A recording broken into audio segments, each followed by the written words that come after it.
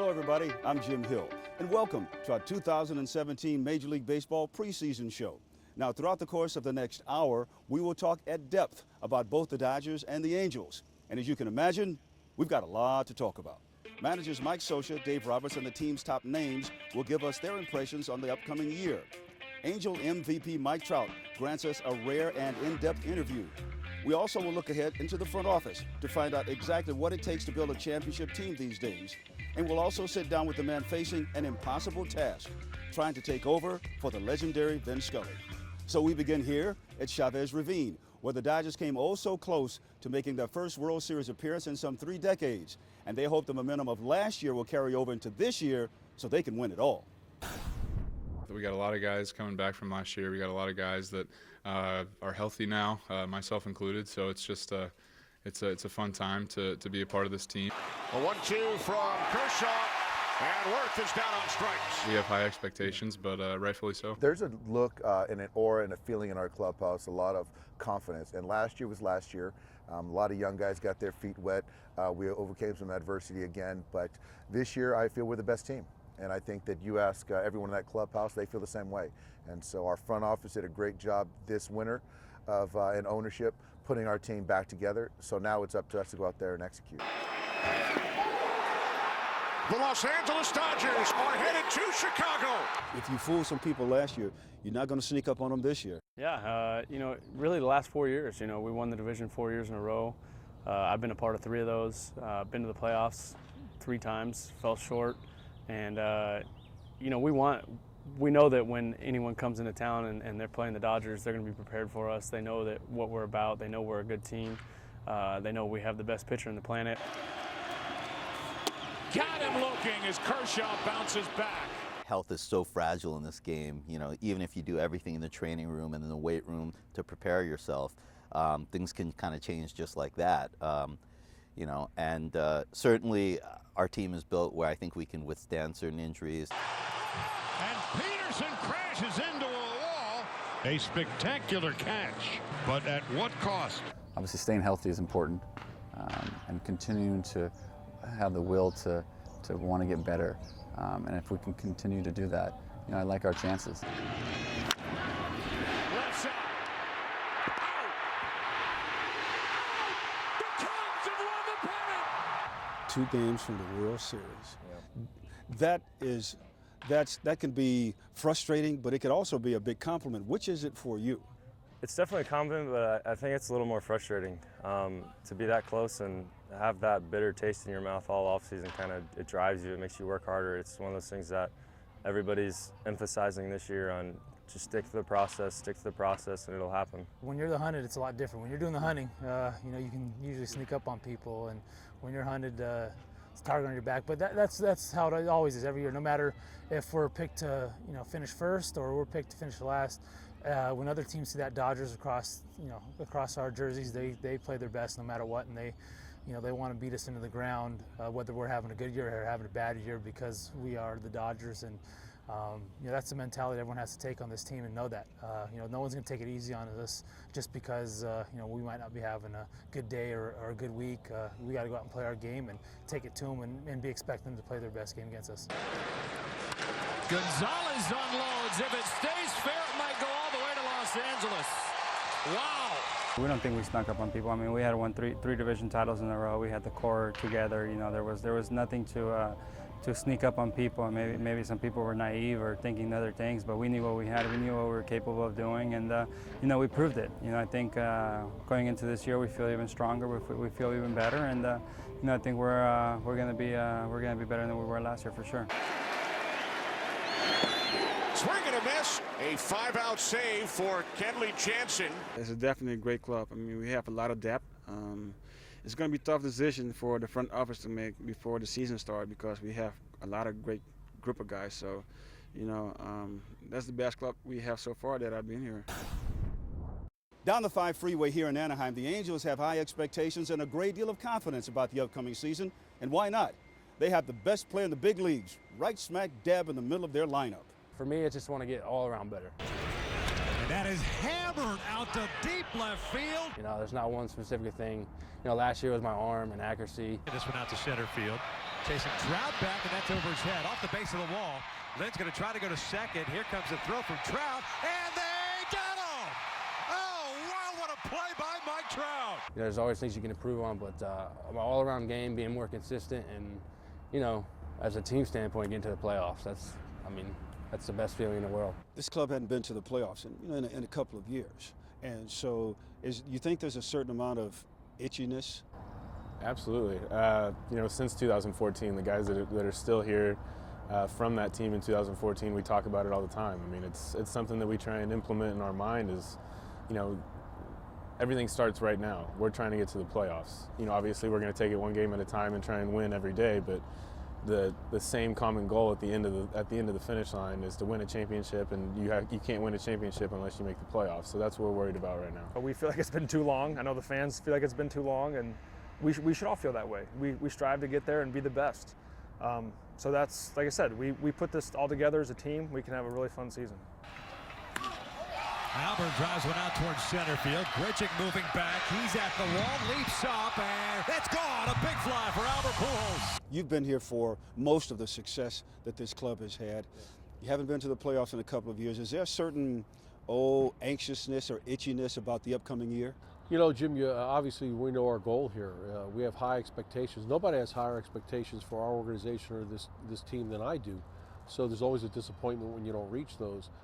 But I think as John Wooden puts it, you have to understand the process and you have to trust the process. And the process is everything. If you want to get to that goal, have your process correct and you got a better chance of getting to your goal, and that's the way we're going to do it. That first obstacle, that first island is that American League West, right? And we were staring up at a few teams last year. They were on the island, and you know, it's up to us to go take that island. That's the first island, and then the next island's the American League, and then the next island's the World Series. So we got 3 islands to take. There's a lot of noise. There's a lot of doubters that are out there. But it seems like you and your guys are bound and determined to prove them wrong, make them eat those words. Absolutely, that's what we'd love to do.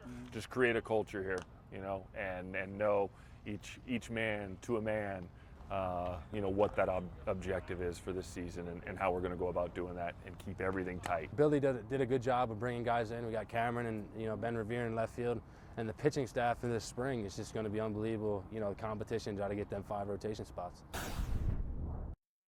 And not surprising that both teams are expecting big seasons this year, that is for sure. Stay right where you are, everybody, because we're going to come back and have a lot more on our Dodger Angel season preview. After getting to the National League Championship Series last season, are bigger things in store for the boys in blue this year? We're going to break that down and look at some of the moves they've made to win it all. And there's nothing like having the MVP patrolling center field for you. My interview with Angel superstar Mike Trout when we come back.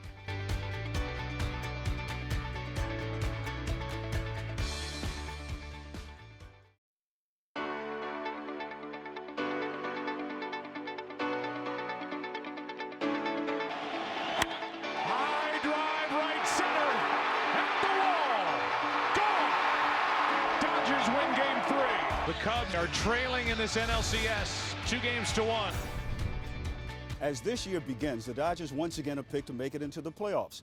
But in order to do that, they will have to forget about the frustration of last year. Remember last year in the National League Championship Series, they were up against the Chicago Cubs 2-1, and then it all went wrong.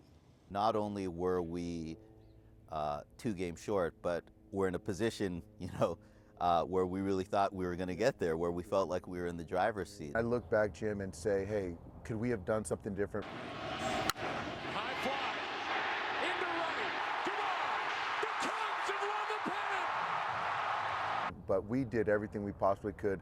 The better team won last year, but going into 2017, I feel we're the best team. And now it's up to us to execute, get better, and put ourselves back in that same situation. Around here, not making it to the World Series, that's considered a bust. You know it hurts, but looking back, it was a great season for us. A lot of stuff that we overcame to get to where we were. We lost against a team that everybody said going into the season that we're going to win the World Series. You know, we played our hearts out, and so you can't get frustrated with that. You know, all you can do is you know, be ready for this year. Last year, you know, other than the Cubs, nobody really cares about who won what and what, who won this or who won that. The Cubs are the only team that's had that sense of contentment, that satisfaction, and everybody in this clubhouse wants to be right there. Being oh so close compelled the organization to spend $200 million on players this offseason, more than any other team in baseball. Now, the majority of that money went to retaining the club's own free agents. And of that group, none is more vital on an everyday basis than third baseman Justin Turner, the bat in the middle of the lineup. And despite a slow start to 2016, Turner turned in a career year offensively and in the process made himself indispensable to the team's evolving chemistry. The first 2 months of the season, I wasn't doing much to help us win, and I appreciate the coaching staff and not only them, but the guys in the locker room who, just kept, patting me on the butt, saying, "Don't worry about it. You're good. Just keep going. You'll be fine. You'll be fine. Don't worry about it." Doc having that confidence in me, and then, sure enough, break out of it and end up having a pretty good year. The Dodgers also paid out for a pair of pitchers. Rich Hill, the crafty southpaw who was acquired from Oakland at the trade deadline last season, is expected to be one of the team's top starters behind Clayton Kershaw. Kenley Jansen has done it. He is the greatest saver in Dodger franchise history, 162. The decision to retain and pay closer Kenley Jansen might have been the offseason's biggest no-brainer. The Dodgers re-signed him to the second largest reliever contract ever after another dominating 2016 campaign that saw him get 47 saves, tying him for second in the National League. I wanted to be back here more it's because we have that good group of guys that we have around, and we fell short, and that motivates you even more that you want to come back and and do it here. Our primary goal was to bring back those big three, and we were able to do that and felt really good about things, and it put us in a position to be a little opportunistic. But once we knocked those things out, we're sitting back and saying, how can we make this team better? How can we get those last 2 wins? And looking to further solidify the chemistry, the team made it a priority to re-sign second baseman Chase Utley, who will back up recently acquired Logan Forsythe. Utley is also back because of his ability as a veteran leader, something that was on display in his mentoring of shortstop Corey Seager, who won Rookie of the Year honors in 2016. Chase in general, he was probably the coolest thing that's ever happened to me. Just being able to follow him and him being my mentor, it's special, growing up watching him play, and then you're right beside him in the locker room. He's teaching you how to get ready. He's teaching you how to do all kinds of stuff. We locker next to each other, so it's only natural that we have conversations. And for him being 21, 22 years old, and having the amount of talent that he has is pretty amazing. Not only that, but the way he conducts himself and the way he carries himself on the field as well as off the field is pretty impressive. And I'm not going to take any credit for his success whatsoever. On every professional team, there's always a player or two, and in this instance, you, who can be a buddy, someone that the younger players can go and say, "Oh man, I don't know how I'm going to get through this," and then you'll give them some words of wisdom. I've been through my fair share of struggles, so I know kind of what it takes to kind of battle through that and get through it. So anything I can help, no matter who it is, whether it's Corey or any of the guys, I want to help them. Though without question, the most interesting signing of the winter was also the most surprising, especially when lineage is considered. You see, after 9 years and 3 championships with the Giants, Southern California native Sergio Romo is coming home to the team he revered as a youngster. This team is definitely a winner without me, and the fact that they think that I can contribute to that winning cause, it's very fulfilling. It gives you, it lifts your spirits. It makes you feel good about yourself. Makes you feel visible. That's one of the things that really excite me about being here is they can do it already, and then they think I can help out. Wow, that's what's up. I'll take that shot. He's actually a breath of fresh air. The energy,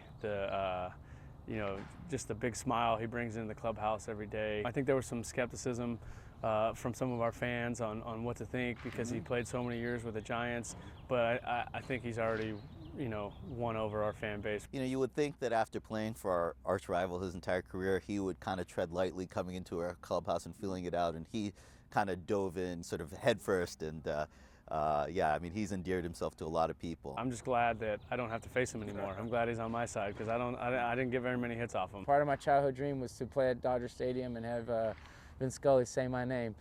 Go figure, I picked the first year that he ain't gonna be announced no more. But I got to live that, for 9 seasons as a visitor, as an opponent, for 9 years, and I'm thankful for that. The Giants gave me that opportunity, but here we are. I'm wearing Dodger blue now. In addition to Kenley Jansen, the Dodgers will be depending heavily on Romo to add some leadership skills into the bullpen. Coming up next, we'll talk to the guy who everybody says is the best player in the big leagues, the Angels' Mike Trout. Trout drives one out to deep left. Forget about it. Gone. Big fly for Mike Trout.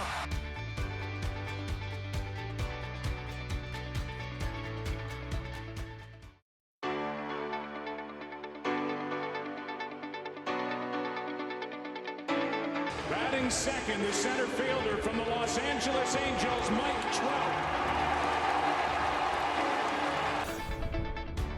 Mike Trout had another unbelievable year for the Angels last season, coming up just one home run shy of a 30-30 season and getting his second most valuable player award. But all this proves to all of us, he's the most accomplished player of his generation. Swinging first pitch, drives one out to straightaway center. Trout moving back, still drifting back. He's at the wall, leaps up, and he got it. Mike Trout just robbed Leonys Martin of a grand slam. Have you ever seen tape of yourself and some of the great catches you make in center field, and you say to yourself, oh, that was really cool? I mean you just kind of tickle yourself. There's a couple, you know. Yeah. It's some special moments in there. The one in Baltimore, Torrey was next to me in the outfield, and he said you caught it, and I looked in my glove, and I had it in my glove. I didn't really know I caught it, but and the one with Montero, just everything happened so perfectly, and you know, every once in a while, you know, you go back and watch them. And it's really amazing how people refer to you as the best player in all of the major leagues.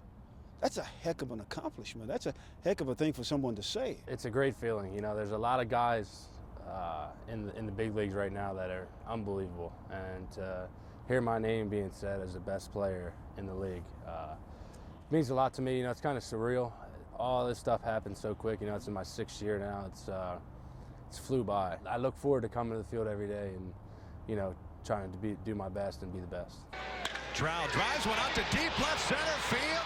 Forget about this one. I think when you talk about Mike's whole game, he's the best player in baseball. I never got a chance to see Ken Griffey when he was young, but I think they're very comparable about if you see what they're doing at such a young age in their career. You sound like the best players in other sports.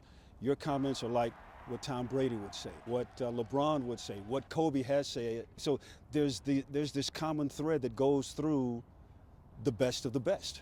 We kind of all have the same mentality. We want to win championships, and you know, all the accolades and all the things that come with it, you know, come with it. And you know, we all want to be the best we can be, you know, in the league. We want to be the best player ever. You know, that's our mentality. And you know, when people doubt us, that's our motivation. We don't stop. We don't, you know, say, you know, make remarks. We just try to prove them wrong.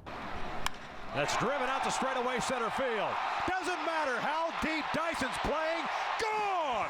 People have brought to my attention what he's done compared to the all-time greats. When you talk about Willie Mays, you talk about Hank Aaron, you talk about Babe Ruth, Lou Gehrig.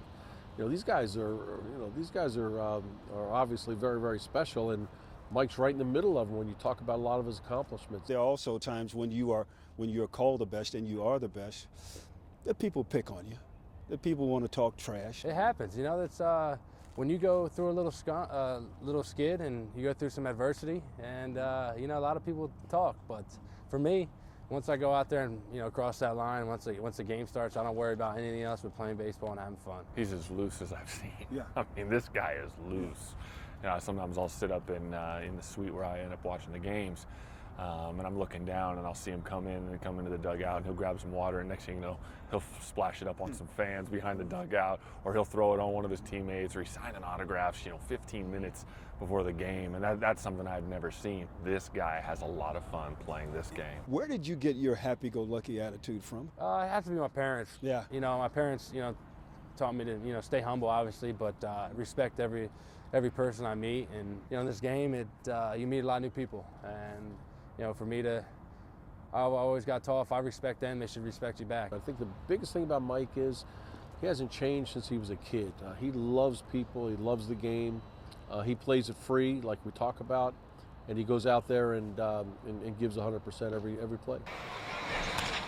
Now toward right center field, long run for Trout, ball tailing away from him, he dives and he got it.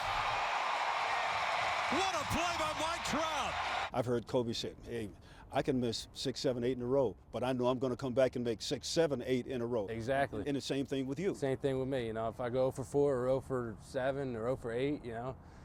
And the thing is, the guys in the clubhouse, the coaches, they trust me and they trust us. You know, we have the mentality of we're trying to be the best, and you know, we're going to succeed. And if we keep pushing that in our head, and that's our mentality, you know, things will change. If you become the best player in the big leagues this fast, what's going to happen when it's like years 8, 9, or 10? You'll be up in the stratosphere. I mean, you already are. You know, I enjoy every minute of it. You know, I come to like I said, I love coming to the ballpark. I love trying to be the best. I love getting better each and every day. We're working hard, and you know, the guys around me, you know, hopefully they feed off that. You know, I like to, you know, push them. They like to push me, and you know, without my teammates, none of this stuff would be possible. There is very little doubt Mike Trout is the greatest player in the game, and also one of the most humble. Coming up next, the men in charge. They have vastly different levels of experience, but there is no doubt Dave Roberts and Mike Scioscia are two of the most respected managers in the game. We will hear from both when we come back.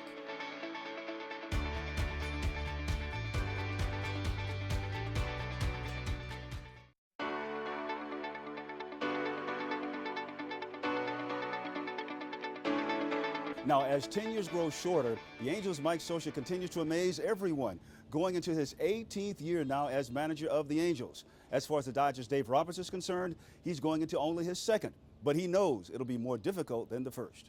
You know, this year the difference is I'm more focused on building what we did last year. I think last year was obviously all new to me, and so you're trying to learn players. You're trying to really learn your staff, the front office, and build those relationships. But now that's kind of out of the way, and we had a great year. We have some unfinished business to take care of, but now we can kind of build on what we did last year. Do you feel like you proved a lot of people wrong? Because people were saying, well, we don't know about Dave Roberts, and you know, this is his first time. We don't know if this is a high-profile job. And now they're saying, wow, what a great job you did. I guess if you frame it like that, maybe. But I think that, Jim, I'm trying to, you know, the number one thing is I'm trying to win over the players. Yeah. You know, and if you get the players to buy into me, the coaches, the organization, then that's the win. But yeah, for some fans maybe to kind of see the light and say that I'm not all crazy, I guess is a good thing, but we're having fun. There's a process we believe in. What did you learn yourself last year that's going to make you even better this year? We had some adversity last year. The Dodgers with Dave Roberts, who has done an incredible job when you realize 27 players on the DL, no consistency out of the starters. I learned that you got to stay connected to the players. I think that as a manager, for the Dodgers especially, there's a lot of demands, but I think the main thing is you got to stay connected to the players. So I think that that's something I always want to be mindful of. That connection and with the coaches and the players really kind of got us through it. And guys are going to hold each other accountable, but I think for me, just to continue to drown out the noise. That's kind of what I talk to the players about. Eliminate the noise, and I got to continue to do that. How difficult is that, though? Because in a city like Los Angeles, there's constant noise, and being the Dodgers and the manager of the Dodgers, you're very high profile. There is noise and scrutiny, and that's okay, and that's part of it. And when you're a manager, that comes with the territory. But I think that for us, speaking for the coaches as well, there's certain things that we do that we believe in, a process that we believe in, and having our guys prepared, playing the game the right way, and the results will be there. So I think that you know, things aren't always going to go our way, but the fans, the media, they have their right to have an opinion. But you know, you got to have thick skin. What are the big question marks you have around your squad? Well, we have a lot of depth. And so I don't think there's a question mark in the true sense of questions. I think that the question is going to be how things play out and how we break camp. One thing for us, though, is that there's a lot of importance put on the opening day roster. But, you know, as you saw last year, there was 55 guys that wore a Dodgers uniform last year. So we're going to need everyone.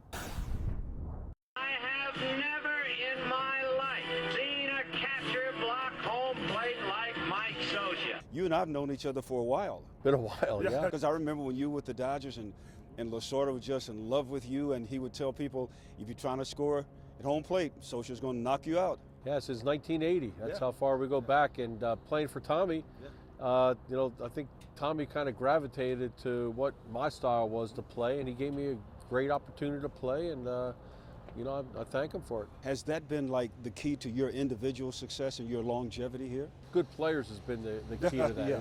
It's been good players. And I think, you know, the fact that we have great support from ownership, the fact that we've been able to get the players in here, fill holes, get a team that usually contends. That's the reason for longevity. I see your men walking around with the slogan, "Train to reign." That's pretty much universal in baseball, and I think they always have a slogan. What we like to talk about is a slogan, practice like you've never won, play like you never lost. Those are shirts that we have that mean a lot to our guys. The other one is play hard, play free. Those are the things we try to put into the kind of character builders we try to put into our team, into our young players. I think you've seen it. You've seen guys over the course of our 18 years here that play the game the way it's supposed to be, play it hard, play free, and gives you the best chance of success. Driven into right center field. Erstad says he has it. The Angels, world champions. 18 years. Yeah. Man, one would think you've got it down pat now. You know what you're doing. No, we know better than that. I think the one thing is being able to look at information, adjust for mistakes or things that didn't work, and hopefully your decisions become cleaner as you move on. And I think we do that, and it's just it's called experience. Socha led the Angels to a championship back in 2002, which was his third year with the team. Meanwhile, Dave Roberts hopes to accomplish that same feat in only his second. Coming up next, two of the Angels' top pitchers talk about their grueling and emotional journey. Some incredible obstacles for both Garrett Richards and Matt Shoemaker to overcome. When we come back, we will explore their drive to return from devastating injuries and more.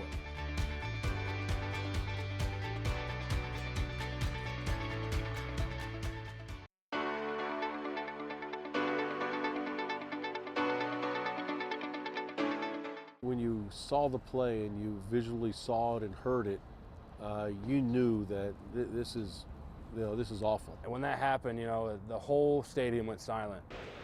348 average, 3-2, and this is back up the middle. That got Shoemaker on the head. Last September, Matt Shoemaker's life changed forever when he was struck in the temple by a 105-mile-an-hour line drive.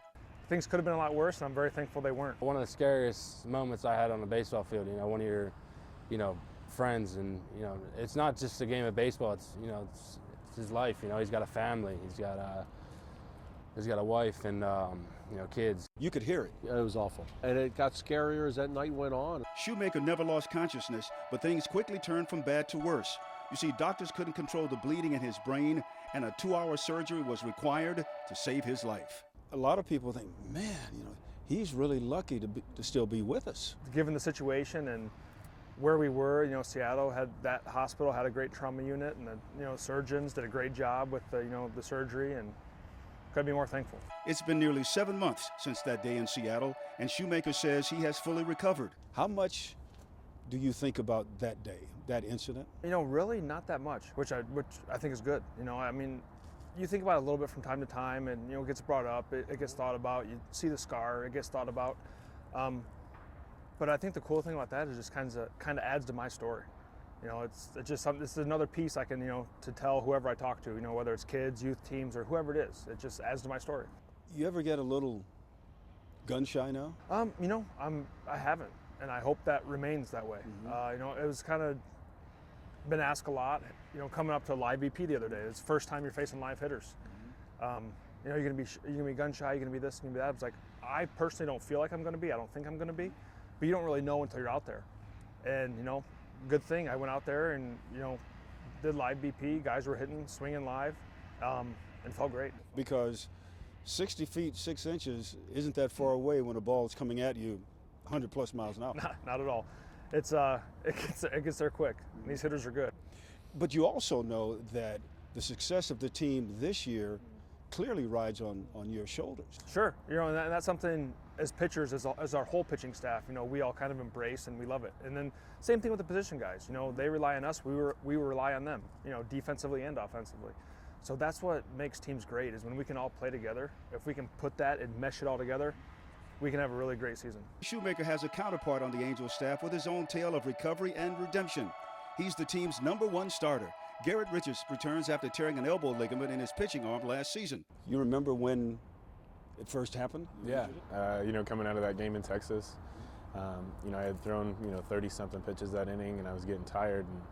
And the ball was still coming out decent, but I just didn't feel right. I didn't feel like I could execute the pitches that I was throwing the way I usually do. And so, we went and got an MRI and came to the conclusion that I had a damaged UCL. And typically, what you do to repair one of those is have Tommy John surgery. So, in my mind, I instantly just kind of programmed myself to come back from Tommy John surgery, and the stem cell was just kind of something that we decided to do on the fly. But I'm very, very fortunate and grateful that we came to that conclusion. He is hoping to successfully come back from this treatment. Now, Richards is a test case, and so far, the hard-throwing right-hander looks able, routinely lighting up the radar gun this spring. For me, it's just kind of been more of a less is more type of mentality. I'm trying to do everything at about an 85% effort level. I think that that's going to help me not only be more efficient on the mound, but for my health as well. Doing everything at a controlled level of effort, I think, is going to sharpen everything up for me, and then in the long run, obviously help my arm stay in tip-top shape. Richards and Shoemaker are aiming at spots atop the Angel rotation, and that's something both would have thought highly impossible only a few short months ago. One of the biggest things is appreciate every day. That's one thing. I have 2 young kids now, my wife. When this happened, it was kind of a scare for everyone, fans, family, friends, fans, you name it. But the wife was like, Danielle, my wife, was saying, I don't know if you're gonna ever see your kids again. I don't know if my kids are ever gonna see their dad again. So I just really appreciate stuff every day, and like I said, just enjoy it. Have fun. I'm just ready to get back out there and compete. This game is my life, and I love it. And when you have something like that taken away from you, you feel like you have a piece of yourself taken away from you. And so I'm just glad to be back out on the field with my teammates and back in the mix, hopefully for a championship this year. Coming up next, we're going to go from the emotions on the mound to the high-stakes maneuvering in the front office. A new approach to the game is now prevalent in both the Dodger and Angel organizations. Coming up next, an examination of analytics.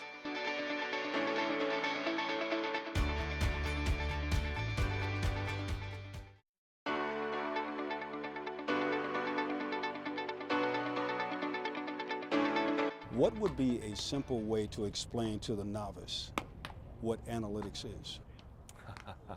The simple way. It's just math.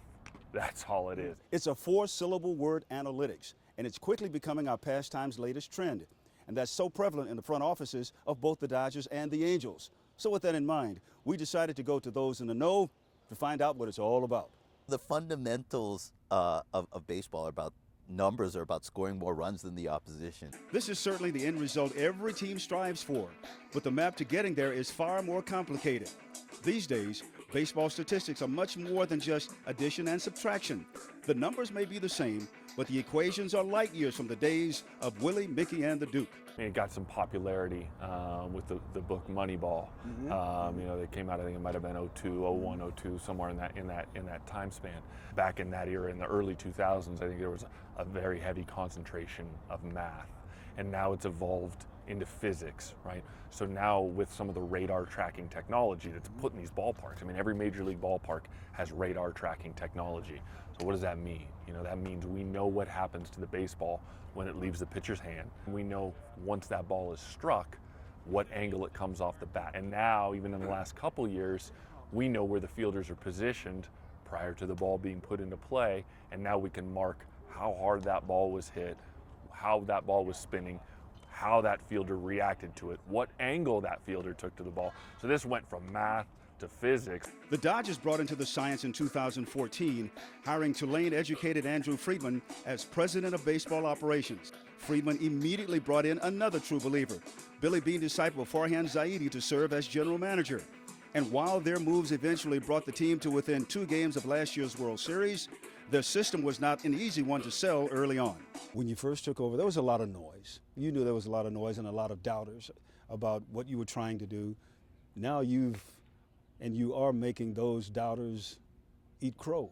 And that noise has kind of calmed down just a little bit because of the success that you had on the field and up in the front office as well. Well, thank you. And, I still think we're all driven by that ultimate, goal of having a parade in LA. And I think when we first sat down, I said, there are going to be doubters until we do that. And so they still exist. And that's great. We embrace that. I mean, when Andrew and myself started here, we knew that was the goal. What they also learned was that all the analytics in the world will not satisfy a finicky city where winning is the only true measure of success. And it won't temper a rabid fan base that goes crazy when a great player leaves the fold, as Zach Greinke did. He turned down a multi-year offer to sign with Arizona. This winter, Friedman and Zaidi made sure that will not happen again, signing the core free agents, Justin Turner, Kenley Jansen, and Rich Hill. When we have players that are an important part of what we're trying to accomplish, we want to keep them around, which we were able to do this offseason. At the same time, one thing that helps you retain those types of players is by having younger talent surrounding them. And as we've talked about before, a big part of younger players isn't just that they aren't, making that big free agency money, but also that you can keep them around for 6 years or more. Both teams have found out winning over a fan base is one thing, but convincing players and coaches to buy in is even more essential and more complicated. To use a really old analogy, you can bring a horse to water, but you can't make him drink. But we will sit down with the players and basically say, here's some of the objective data that's happening, and why do you think that's happening? And do you think this is true? Or are there things that you would want to challenge in that? We're getting more and more information. We're learning how to sculpt it, to understand it, and implement it to hopefully prepare your team better. AKA analytics? Yeah, well, analytics have been used forever. Connie Mack used rudimentary analytics when he had the little, paper, little score sheet rolled up and moving his infielders. He understood the process of probability and where guys might hit the ball. And you've been using it here for quite some time. There just hasn't been a lot of publicity about it. I think every team uses them. We've certainly used it. And they keep changing, they keep evolving. And we're getting things like exit velocity now. We're getting more input on when a pitcher is starting to show some signs of fatigue. So that analysis keeps growing and it helps to make our decision-making process a little bit cleaner. Jim, I'm a continued growth mindset guy. I love to learn. I love conversations. I love debate. And I think that it's new in one sense because it's kind of come to light more as far as analytics, but a lot of it is it's information, it's data, and baseball is a stats-driven game played by humans. Now, there is no doubt that the world of baseball has changed with the explosion of advanced statistics, but the system is ever changing, meaning there will always be adaptations and adjustments. Once we get that conversation started, they know where the intentions are coming from. They know that these intentions are pure and they're there to help them. Some guys will want it, some guys will not want it. I've been around players that have not wanted it at all, and that's fine. So we don't cram it down their throats. That's been our primary goal since we got here, is to get the trust of the players, and have them buy into what we're trying to do, because it doesn't work without them. Those who believe in analytics say the Dodgers should win about 97 to 98 games, and after missing out on the postseason 6 of the last 7 years, the Angels should return to postseason play. Coming up next, how do you replace a legend? It's time for Dodger baseball. The new voice of the Dodgers, Joe Davis, talks to me about following in the footsteps of Vin Scully when we return.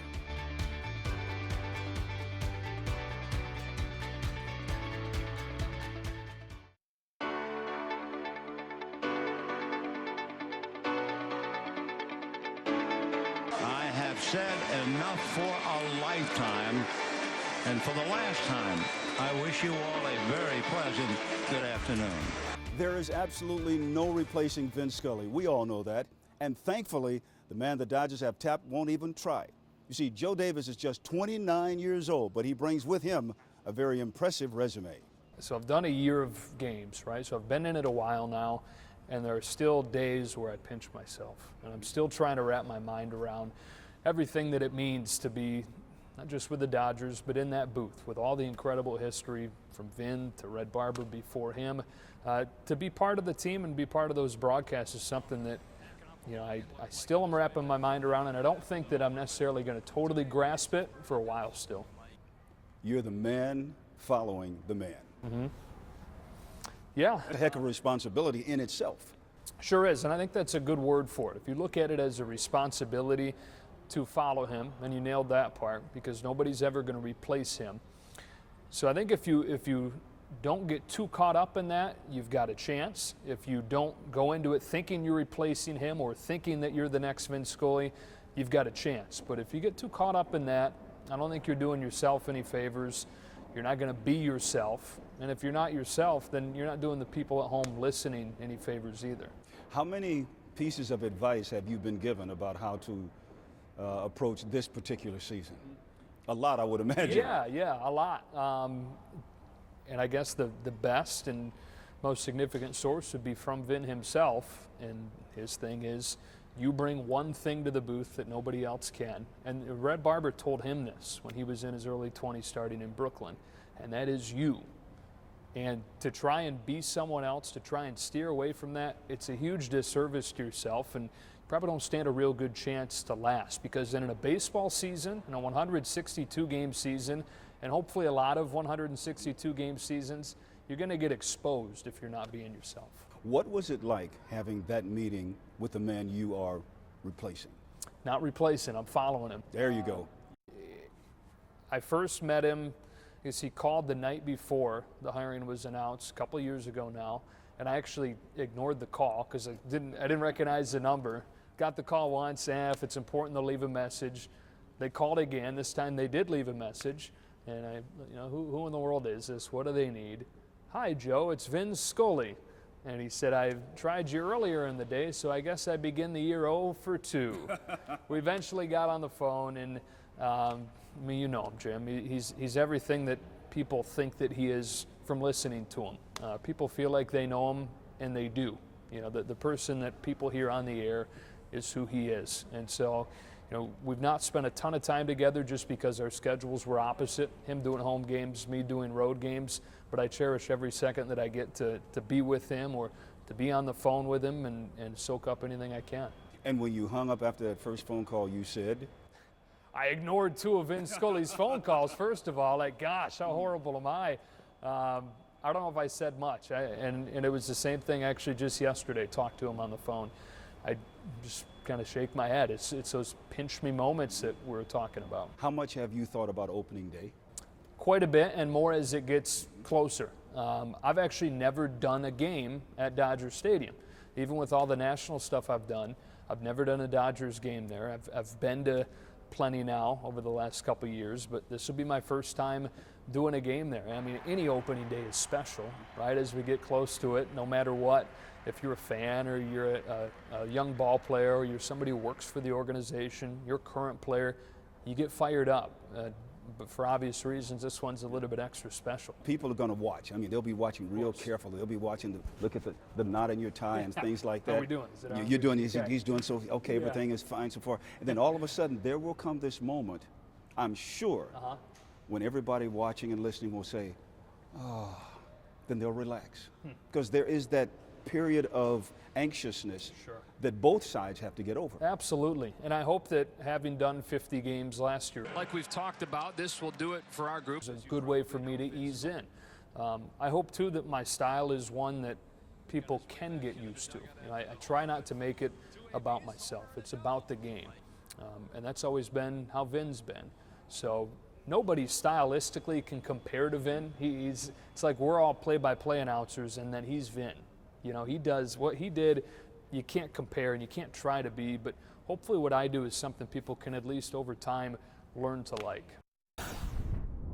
We all know the stakes are very high, that's for sure, but personally, I think he's going to do just fine. That's our program for today. Thanks so much for watching. I'm Jim Hill. Go a little to your left. Okay. Skipper, that's straight. Okay. No, you went the wrong way. He said to my left. No, it's crooked. Oh, no.